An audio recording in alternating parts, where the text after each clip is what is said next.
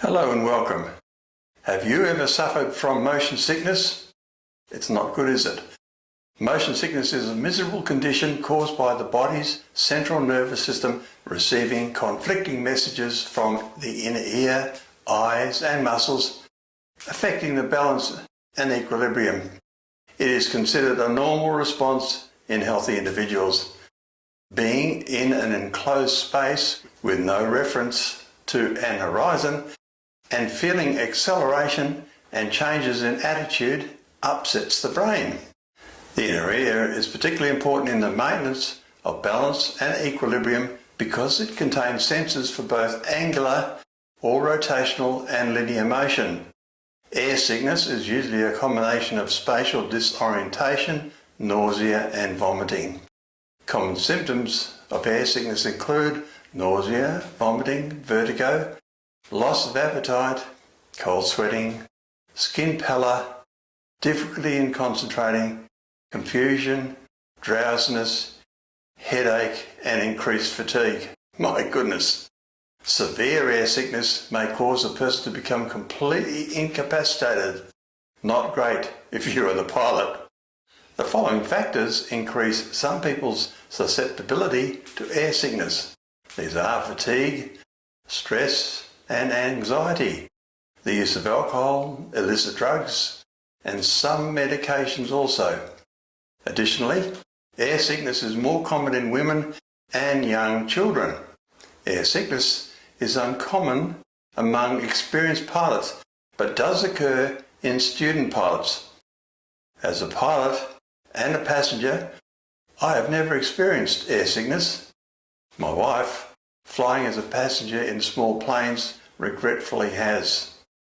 The smell of avgas is enough to trigger nausea through association. I have, however, experienced seasickness, which was on a trip from Melbourne to Tasmania on the ferry on an overnight passage. I left the cabin to go on deck where I saw green rolling waves and pitching motion and felt it would be better to jump in than endure this torture. Luckily, I didn't.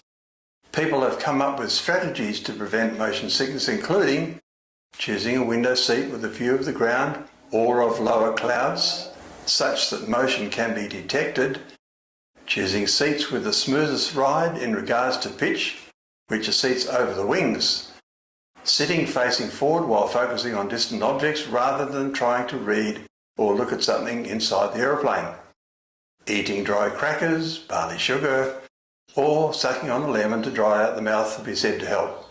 Drinking a carbonated beverage or ginger ale may help also.